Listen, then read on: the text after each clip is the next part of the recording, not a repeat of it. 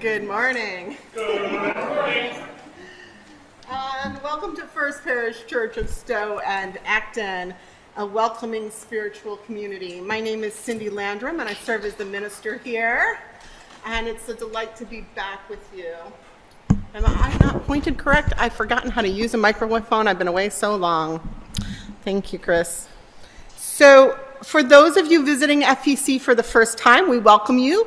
Please let us know you're here by filling out a visitor information card in the pews or hand one to an usher or drop it in the plate. Meg, our welcoming and membership person, is not here this morning, so you can also hand it to me or any of the other staff as well. And please feel free to ask any of us for more information. If you'd like a large print hymnal or assisted listening device, please ask our ushers. Our assisted listening devices are actually small radios that we broadcast on FM 107.7, which means you can listen to the service in your car or anywhere else in the building if you need to step out for any reason. Nursery care is available during the service. Older children in grades K through 5 usually attend the first part of our service and then leave for classes. And once a month we have children's chapel where they begin their time in the community room. For other information on religious education, see our bulletin or ask our Director of Religious Education, Rayla, for more information. After the service, please join us for coffee and conversation in the fellowship hall, which is down the stairs or elevator at the other end of the building, or in the breakout room if you're joining us online. And I'd like to draw your attention to some announcements in the order of service. First, I want to tell you that right after the service, in the community room, we're holding one of our annual budget hearings with our fabulous Lee Cooprider. So if you want to hear more about next year's budget, which is a very exciting and interesting, please join us there in the community room. No, I mean it. It is. We have a lot of people attend these budget hearings, which is something really novel to this church because we make them informative and you all care a lot. So join us for that. Then there's, I think, probably going to be a beer fest table in the social hall if you want to sign up for our annual craft brew and food truck festival on Labor Day weekend. It takes like 70 or 100 or a billion volunteers to run this wonderful, exciting project. And so we're looking for more people. They usually have little giveaways if you sign up now. So is anyone from that team here who wants to say anything more? Okay. And then Friday is our annual meeting. This is the time when we exercise one of our UU principles, the belief in the democratic community, by voting on the work of our church, which is ours alone as the members to decide. So come and cast your vote and be a part of that exciting democratic process Friday evening. What time? 7 p.m. And this afternoon, I am leading a Zentangle workshop that was one of our auction items, and I still have space available. If you're interested, see our calendar online for the time, because I'm forgetting right now, but I think 4 p.m. and 3 p.m.? Okay, yeah, 3 p.m. I don't want to be an hour late. And there's still space in it. I'll look up how much the fee was after the service. If you're interested, come talk to me. And I think that's all the important announcements I wanted to draw your attention to right now. There are lots more things going on in this church, as always, in your order of service, so please take a look at all of those. Let's see, what else does it say? Our minister is, no, I'm not on sabbatical. So, da-da-da-da-da. And now, let us come together for a time of community, worship, and singing.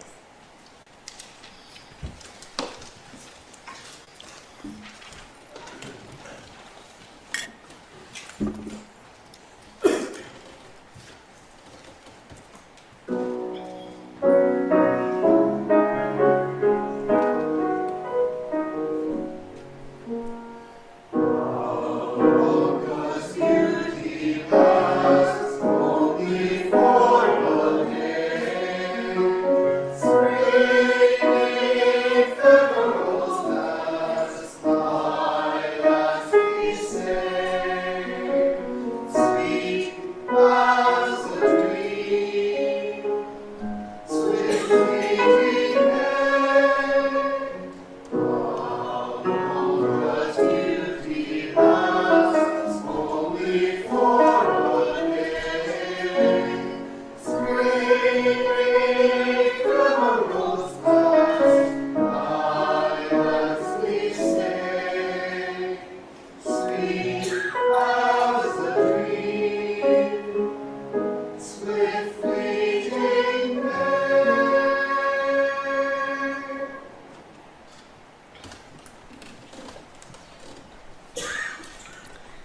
Beautiful. Our opening words are by Shari Woodbury. To all who are yearning for community, come in, be among us. To all who are just getting started, to all who long to go deeper, to all with tender places needing care, come in, be among us. To the ones who have healed and have care to give, for those who are curious and hungry to learn, for those who know that they have something to teach, come in, be among us. For the ones who are just beginning to suspect that they might nurture others' becoming, to the young and the old, the innocent and jaded, the fresh of mind and the deeply steeped, there is room here for each and every one. Come in, be among us. And now, as Chris lights our chalice for us this morning, symbol of our faith, I will share these words. Flame of our faith, call us into the community of love and justice this morning and every morning.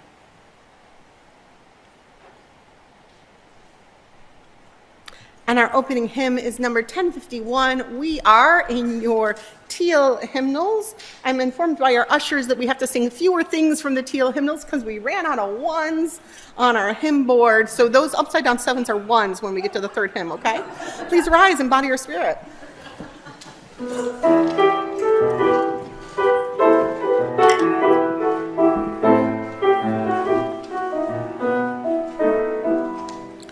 Reach brothers for the morning star rises and sings to the universe who we are. Reach brothers for the morning star rises and sings to the universe who we are. We are our grandmother's prayers, and we are our grandfather's dreamings. We are the breath of our ancestors. We are the Spirit of God. We are mothers of courage and fathers of time. We are daughters of loss and sons of great visions, sisters of mercy and brothers of love. We are lovers of life and builders of nations, with singers of truth and keepers of faith. We are makers of peace and the wisdom of ages. We are our grandmother's prayers, and we are our grandfather's dreamings. We are the breath of our ancestors. We are the Spirit of God. We are mothers of courage and fathers of time. We are daughters of dust and sons of great visions, with sisters of mercy and brothers of love. We are lovers of life and the builders of nations, with singers of truth and keepers of faith. We are makers of peace and the wisdom of ages. We are our grandmother's prayers, and we are our grandfather's dreamings. We are the breath of our ancestors. We are the Spirit of God. Reach out as born, the morning star rises and sings to the universe who we are. Reach out as born, the morning star rises and sings to the universe who we are. And please join in our covenant and affirmation. The words are in your order of service. Love is the spirit of this church, and service its law. This is our great covenant, to dwell together in peace, to seek the truth in love, and to help one another.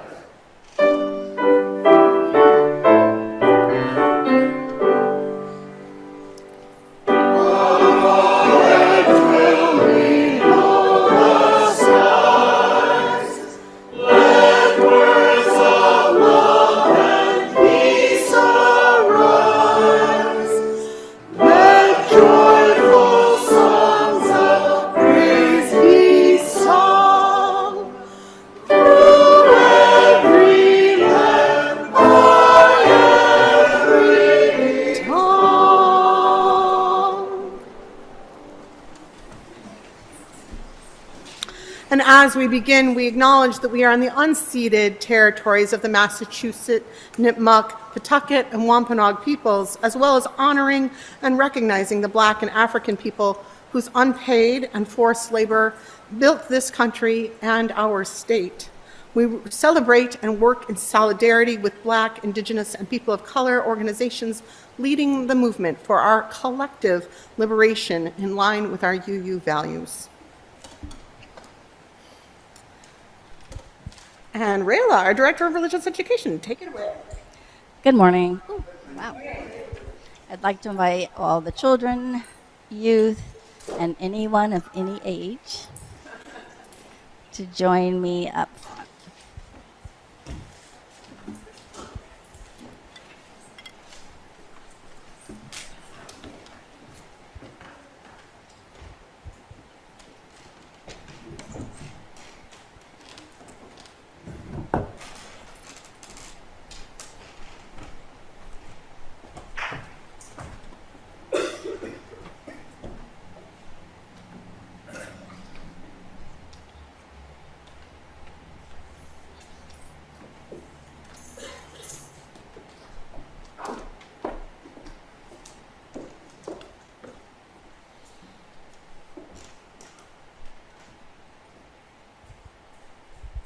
Good morning, and welcome to this edition of How Well Do You Know Mother's Day?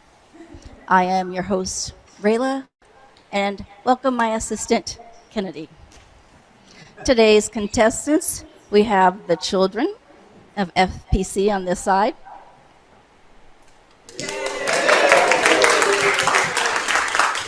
And in this side, we have the adults of FPC. Let's begin.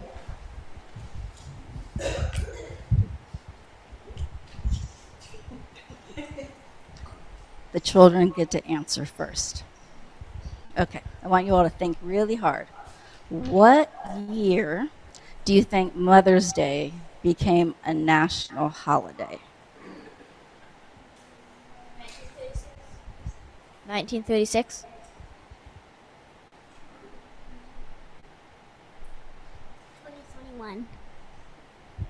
All right, 1936 and 2021. Now we take it to our adults. Any idea? No Googling. It's not a national holiday. 18 what? Trick question. 1880. 19 what? They said trick question. You said it's a trick question. Why? It's not a Not a national holiday. It was made a national holiday. 1954. I guess wrong. Wow. Okay, well, none of y'all win. The answer is 1914 by President Woodrow Wilson. Oh, who was close? You were the closest. Okay. Ready, Alden? You get our first prize. Ooh, and our first prize is a lovely... It's a duck. It's a helicopter. a helicopter duck. Ooh. All right. Our next question. Mother's Day started as a way to focus on peace, but now the focus is on commercialism or buying gifts. How much on average do you think one person pays for their Mother's Day gift? $5,200. $5,200. Excellent guess.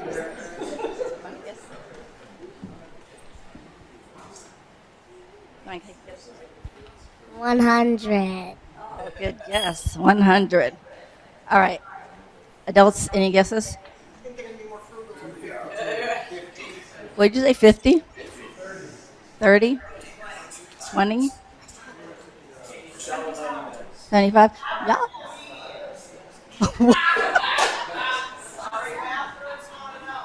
Y'all are cheap. All right. Okay. 299. 299. And actually, William is the closest because the answer is 200. Yay! So William gets a mummy duck. Woo!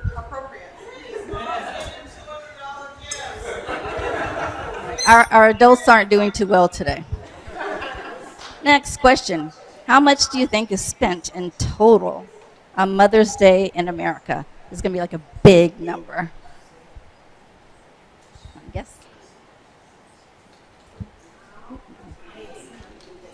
Couple $100 million. Good guess.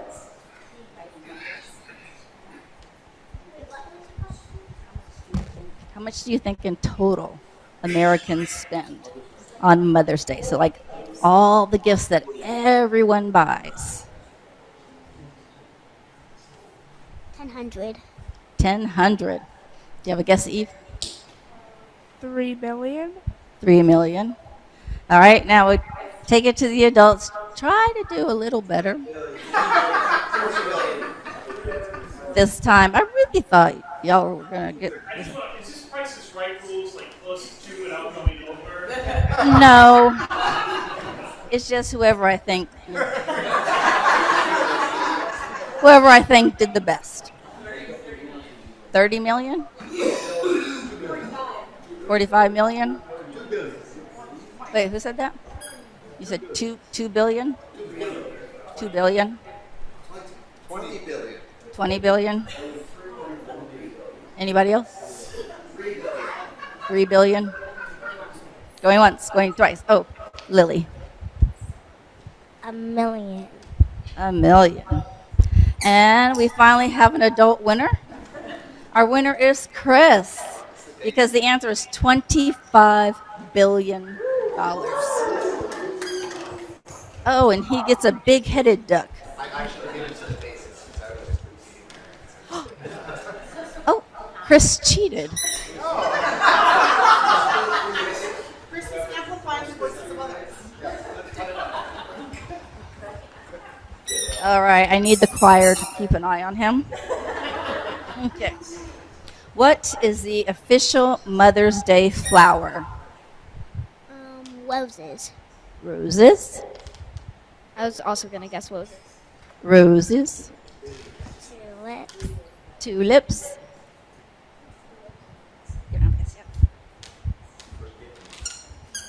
All right, I know y'all know this.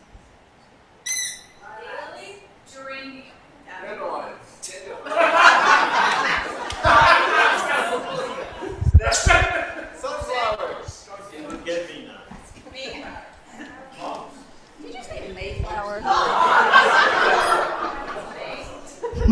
I'm going to deduct a point from the adults for that answer. What did you say? No, that's Memorial Day. You get another deduction. Chrysanthemums. Chrysanthemums? What'd you say? Carnations.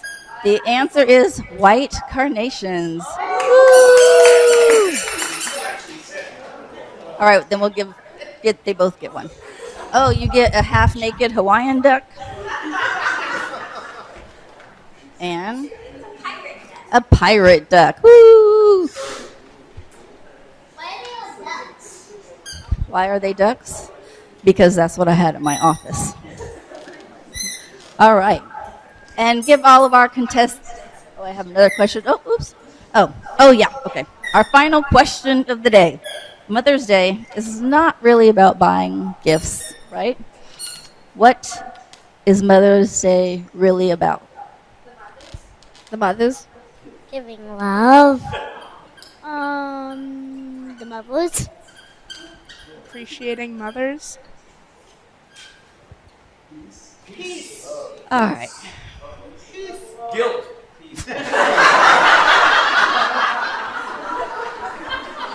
We're saying that gets it done.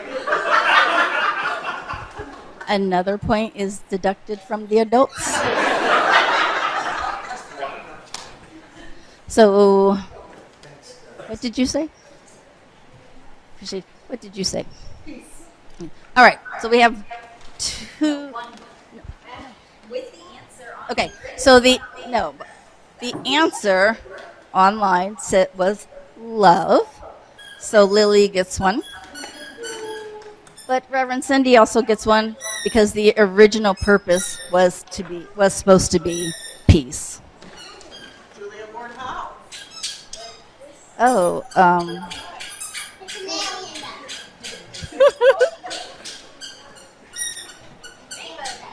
oh, that's when you want to. All right, let's give all of our contestants a hand.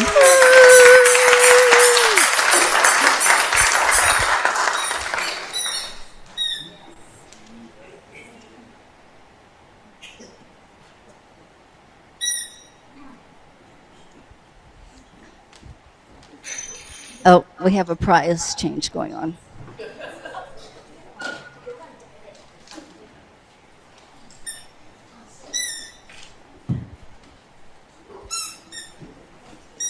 All right, William's going to light our chalice.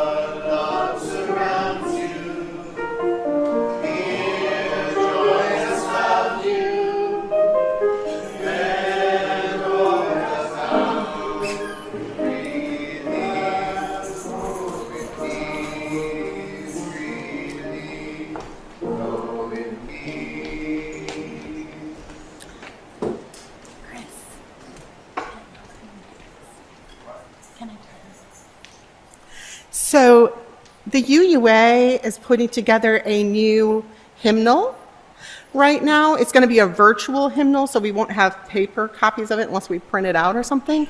And guess what's going to be in that new UU hymnal? Going forth with the light. That song that you just sang. Let's give a round of applause to our excellent music director, Chris. That's so awesome. That news we just heard that this week, basically. So it's such a joy.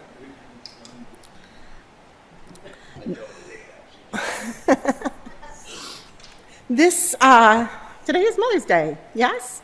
And Mother's Day can be a hard and wonderful day, depending on what's going on in each of our lives. Some folks have a wonderful relationship with a mother. Some folks have lost their mother. Some folks have a difficult relationship.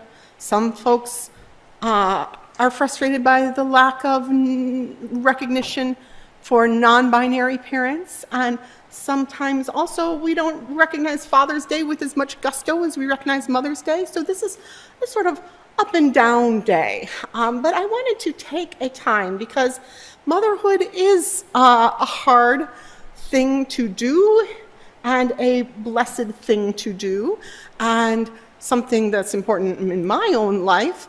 So I wanted us to take a moment just to honor and recognize all those in our lives who have mothered us in positive ways, regardless of their gender or their relationship to you, and anyone whose name you'd like to lift up. We're going to just do this kind of popcorn style without a microphone, just speak their names into this community, that they are lifted up together today.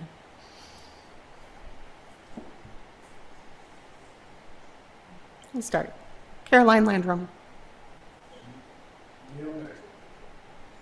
Houston Trevor.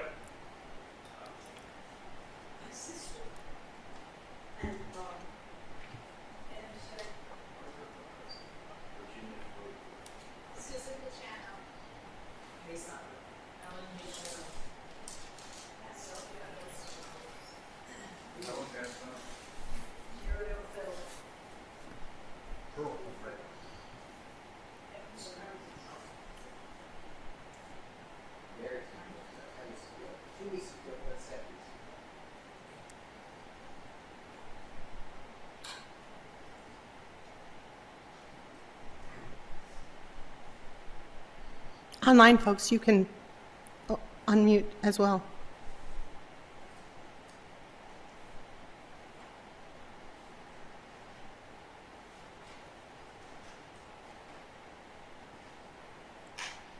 For all these people in our lives and through all those throughout history who have brought the gift of mothering into this world, we give thanks. We are blessed by their presence among us. And now a time for other joys and sorrows that are in our community that we want to lift up this day so that they are known among us. If you'd like to share joy or sorrow, please raise your hand. I want to begin by lighting a candle of sorrow for the people in our own town of Acton here who were picked up by ICE and badly treated this weekend. So that they are on our hearts and minds, as well as other immigrants who are fleeing and in danger, and those who have already been seized and are in harsh conditions right now. Other joys or sorrows we want to lift up today. We light one candle for those joys and sorrows that are left unspoken, that they too are lifted up in religious community. And we light one candle for the ongoing cost of war and our longing for peace. It's a custom that was brought to us by our folks next door at the UU Church of Marlborough and Hudson. Now please join me in a time of prayer or meditation with these words of meditation from the Reverend Sarah Goodman. So find a comfortable place in your body and breathe as deeply as you are able.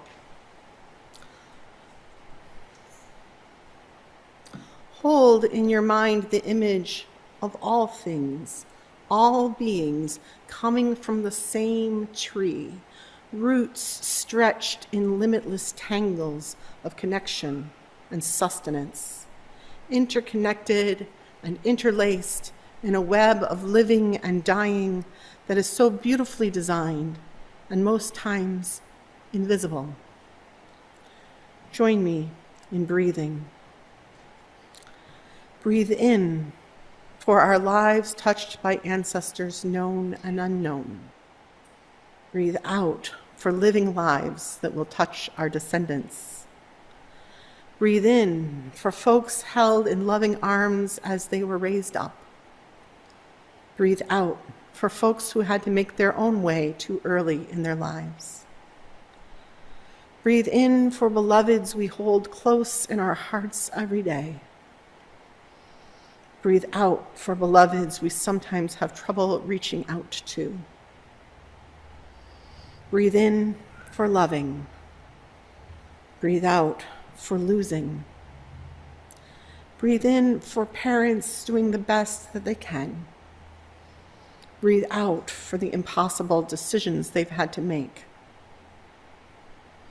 Breathe in for those living with addictions, mental illness, and grief. Breathe out for living with and caring for folks living with addiction, mental illness, and grief. Breathe in for caregivers of all kinds who give themselves to make each other's lives better, more whole.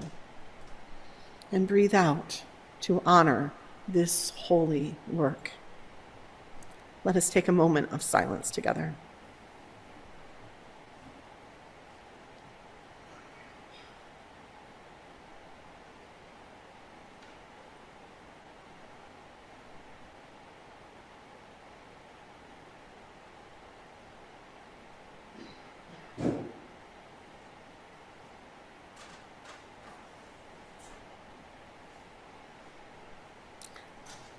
Blessed be and amen.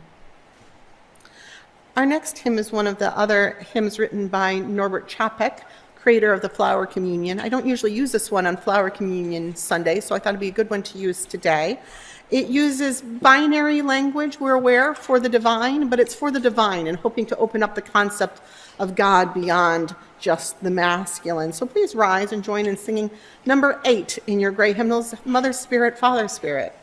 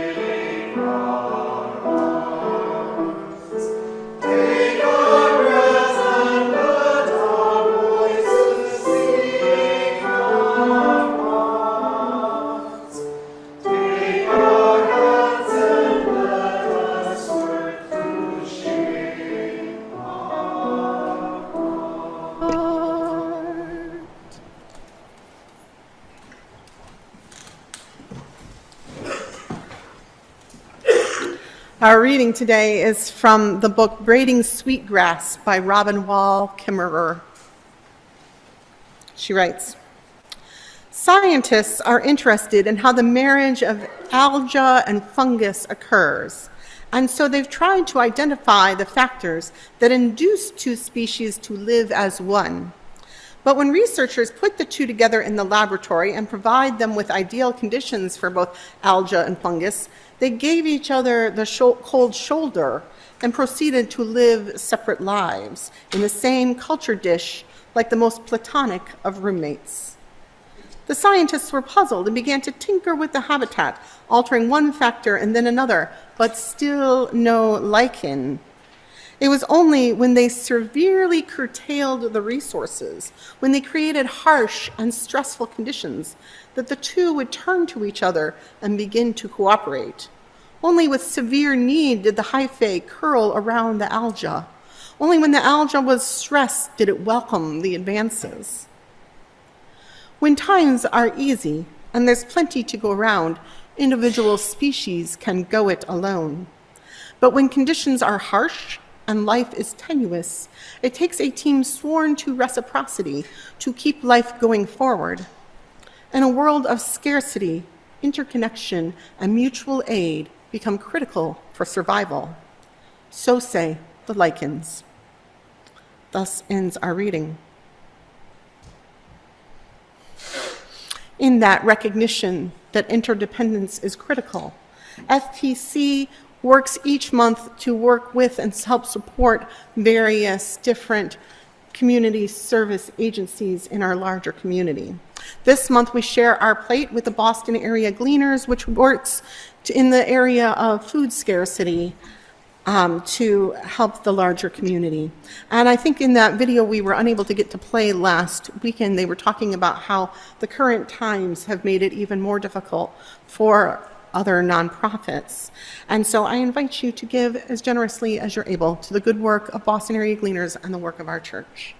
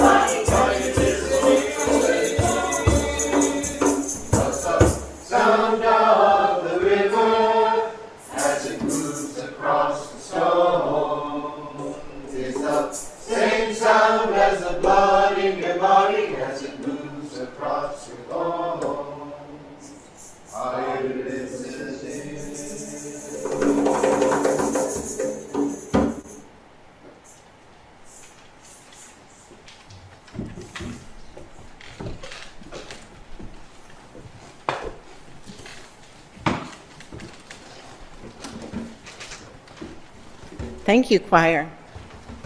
Today was our open choir Sunday where you can just show up and join the choir, and you don't have to have been at Thursday rehearsal. So they just learned that today. Amazing.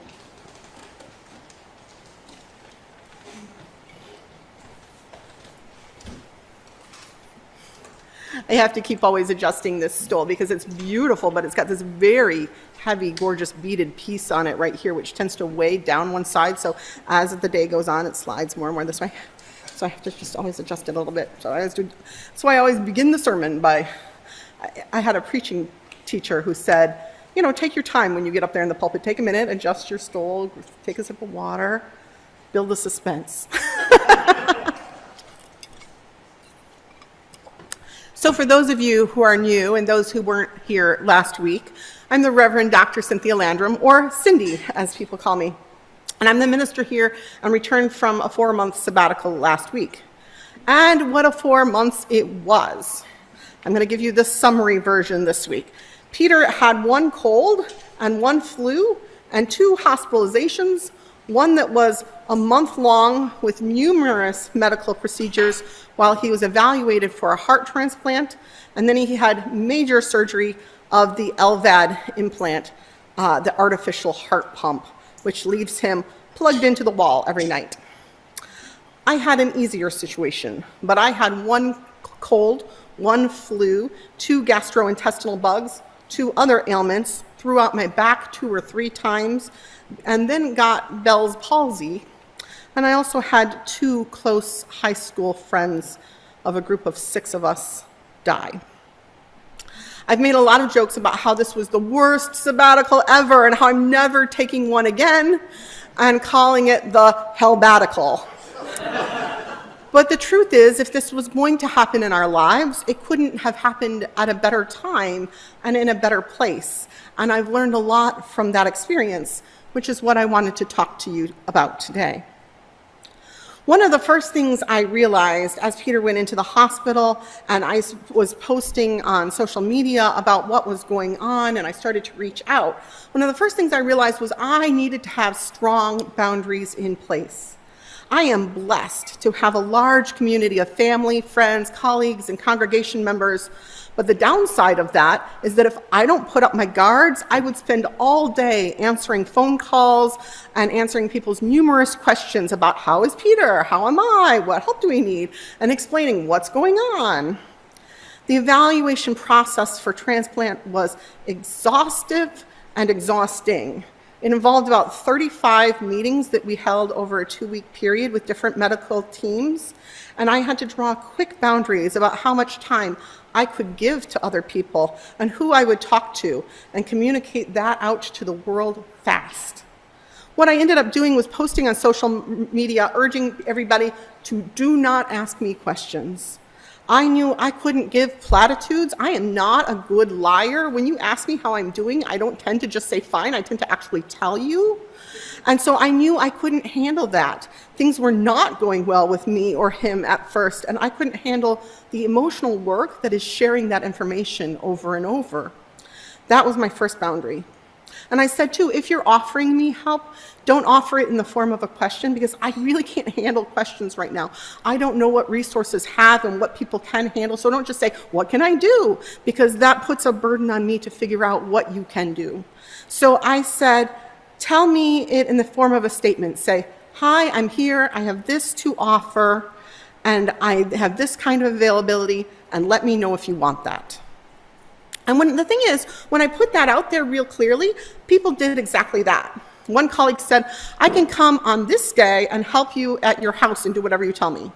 Another colleague said, I can come and be with you while Peter's going through surgery. Another colleague came and moved things around my house for me that I couldn't lift and that Peter couldn't lift. And the most amazing thing was that colleague who came over and asked what she could do that day on a Monday. What I responded was, the state of my refrigerator is like a mental block for me. I feel like if only that was clean, I could take on the world. It's my obstacle. And so this beautiful colleague, she spent the afternoon cleaning my refrigerator for me. It was amazing.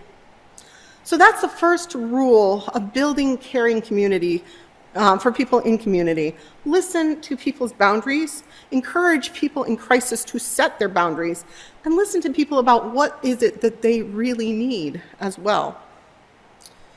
The second thing I did was I started teaching people about the ring theory in psychology. How many people have heard about the ring theory? Yeah, a handful. Even the chaplains at the hospital hadn't heard of this, and I started teaching it to everyone, including them.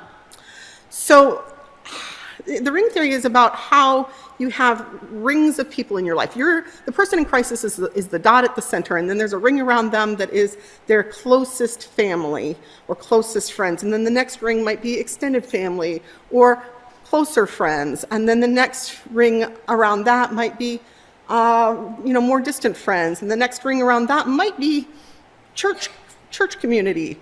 And then the next ring might be work community. And the next ring might be social media friends that you friended because you knew them in high school, and so on. And so this ring theory is by Susan Silk and Barry Goldman, and it's also known by the rubric comfort in, dump out. And what that means is that if you're talking to someone who's in a smaller ring closer to that dot than you are, you provide comfort.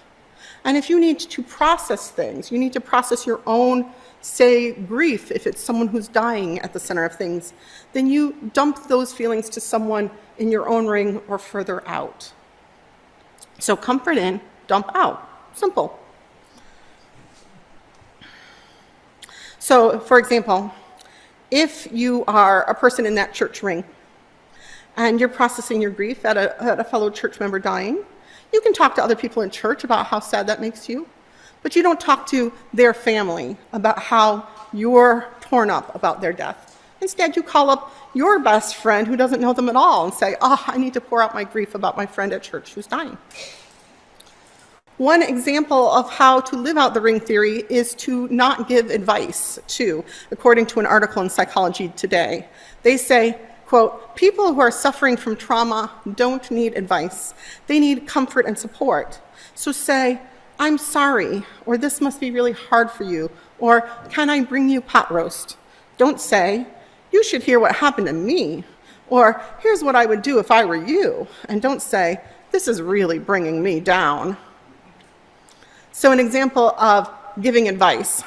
When I was sick with one virus, I was put on the brat diet, which means only eat bananas, rice, applesauce, and toast, and nothing else.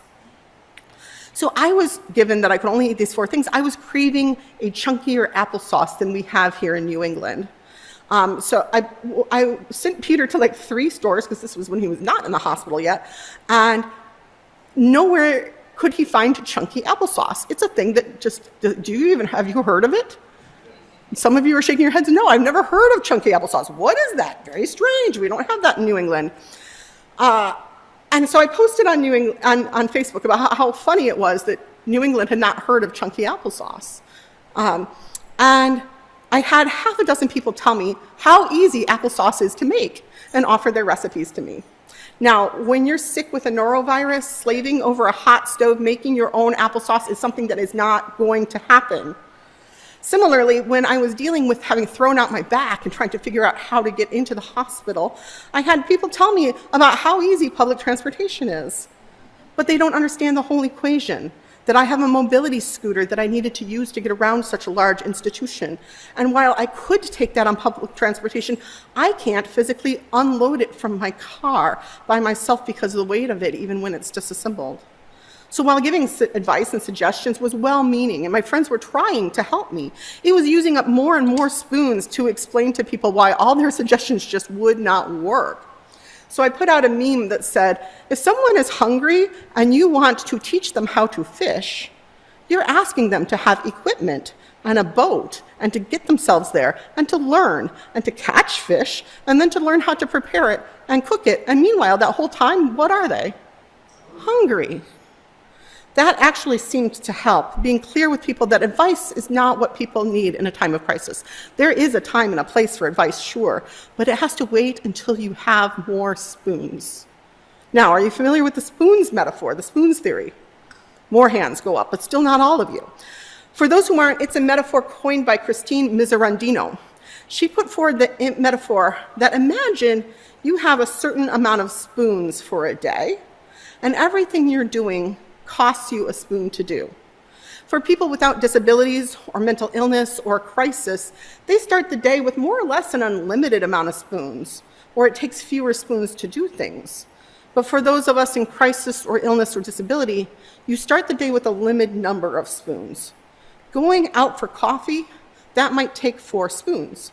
1 for getting showered and dressed. 1 for getting yourself there if getting there provides obstacles. 1 for that time and energy and money spent with a friend, and another spoon for getting yourself back. So suppose you only had 6 spoons that day. Then you have maybe 2 left. So you have to choose. Am I going to make myself dinner, or do laundry, or do dishes, or feed the cat? So you choose to feed yourself and the cat, and that's it. You're done for the day. The dishes and the laundry, and paying bills, or doing schoolwork, or homework, or reading a book, or going to a committee, those have to wait until you're restored by rest. Dealing with any sort of crisis limits one's spoons. That's why we're in the state where when we're in that state, we need to do that work of setting our boundaries, control our spoon use, set the boundaries around people who would dump in instead of dumping out. Do you have anyone in your life who always, like when you share with them that you're in a crisis, they want to tell you about how that affects them? Like anyone have a friend like that? Sometimes we do, and that's why we need to set those boundaries. So to turn that around, part of the work of being a loving and caring and supportive community is to learn how to understand about spoons and boundaries and the best ways of support. And then the converse is also true. As a community, as a church, we have a limited number of spoons too, right?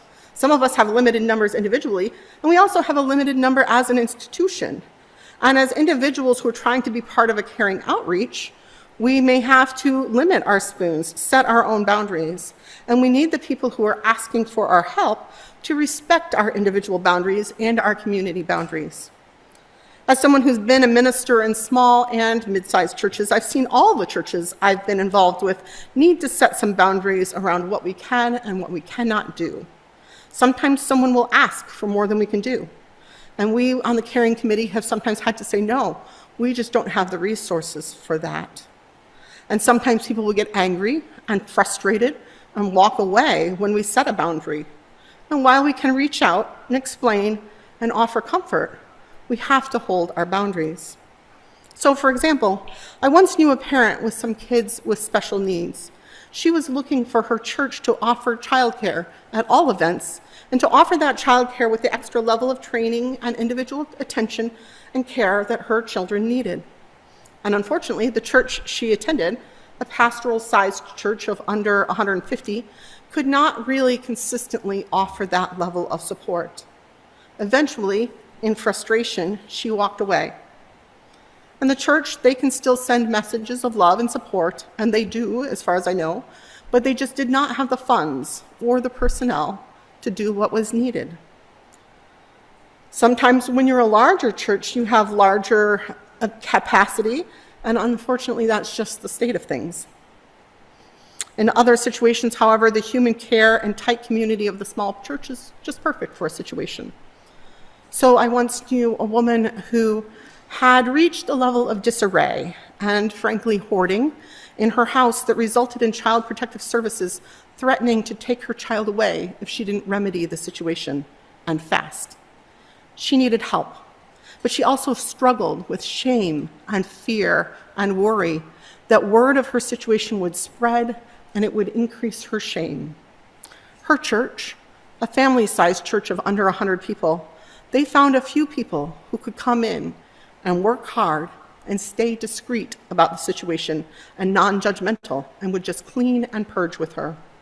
In 3 days, they had the house fixed up, and she sailed through the next meeting with Child Protective Services and was able to maintain her home and keep her family intact.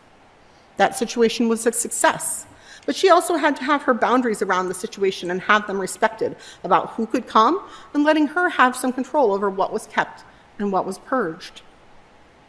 So in my own situation, that colleague who came and cleaned out my refrigerator, she also set her boundaries. She did not want to do anything dealing with kitty litter. And the friend who came and cleaned my kitchen, she is someone who does not want to go to the hospital. We all have our things that are too much, the things that we're squeamish about, the things that trigger us, and it's important to know our boundaries and express them, and to just do that matter-of-factly and expect that those boundaries will be respected. And to understand that boundaries are a two-way street. Both the helper and the person being helped have to set their boundaries and respect the boundaries of the other person. So that's what I learned during my trying sabbatical. I learned how valuable my church community is, as well as my community of family, friends, and colleagues are to me, and how lucky I am to have such support around me. And I learned that in our congregation, like most congregations, we do a great job of responding when people know what is needed and it's something they're able to do. You all gave me rides to Boston and brought meals when I was unable to walk. You took my trash out to the curb on trash day and brought the trash can back in the day after. And what goes for pastoral care needs applies to so much of the work of the world as well. As people helped with my trash and rides and meals, I heard from people over and over again, and I heard from seeing people posting on social media about it as well, how overwhelming this world is, how there's so much going on, attacks from every direction, and they just were like, I don't know what to do because I can't handle it all. And the same advice as I was giving myself is what I gave them. You have to draw your boundaries. With the rights of trans people and immigrants under attack, at the same time as diversity measures are being repealed from universities and museums and other institutions, at the same time as tariffs are being rolled out and student finances and senior citizens' finances are being rolled back, you can't fight every fight simultaneously on every front all the time. We can't do it. So you have to set your boundaries. You have to pick the one lane that you're called most to, or that's impacting you the most, and you fight there. And you have to keep track of how many spoons you can give it, because we still need to be restored at the end of the day. And if you give them all your spoons, you will not eat when it comes home for dinner. So we have to keep sustaining our bodies, feed them, sleep them, make a living wage, get spiritual sustenance from church, and then use our remaining spoons for the fight. So in creating a caring community, I'm not here to tell us how to build a committee or create forums or train people to be a pastoral care team, because we actually have that all in place.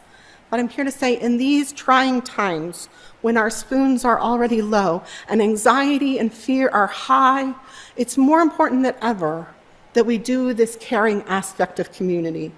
Knowing that we're here for each other in times of trouble is what keeps us connected and what keeps us going. Having this caring outreach is a glue to the whole nature and being of church. And it's so very appreciated by those in need. So in order to sustain it, we need to put those boundaries in place that keep us from burning out at the work we do. We can't do everything. We can't do it all. Just like in the work of social justice, if we try to manage everything, we will burn out. But if each of us does the thing that we can do, when we can do it, just like you truly changed my life for the better in my time of need, when we're giving where we can and drawing the boundaries we need, together we are changing lives and we are changing the world. May it be so. Our closing hymn is again in the teal hymnal. Remember, those aren't sevens, they're ones. Number 1021, Lean on Me. Please rise and bow your spirit.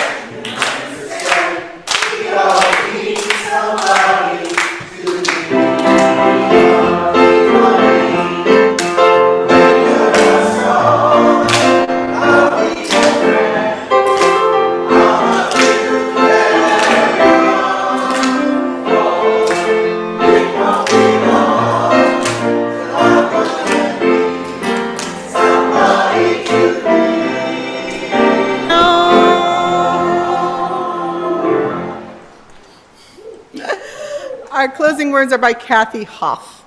Our time in this place may have ended, but our connection to each other and this community remains. Together, may we walk the path of justice, speak words of love, live the selfless deed, trod gently upon this earth, and fill the world with compassion. Until we meet again, blessed be.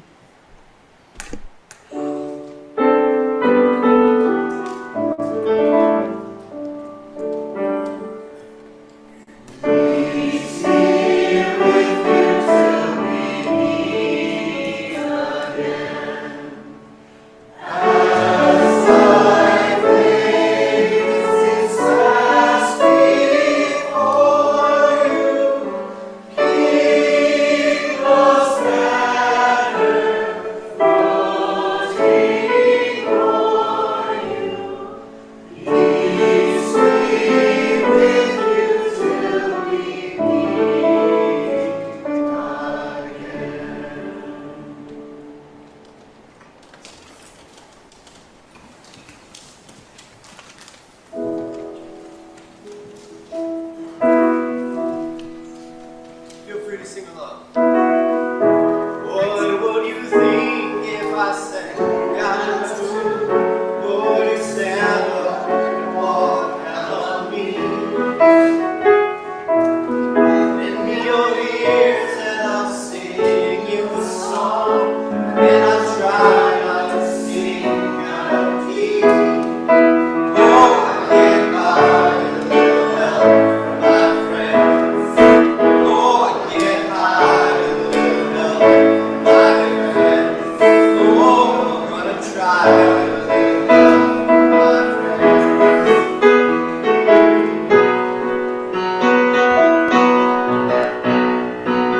What do I do when my love is away?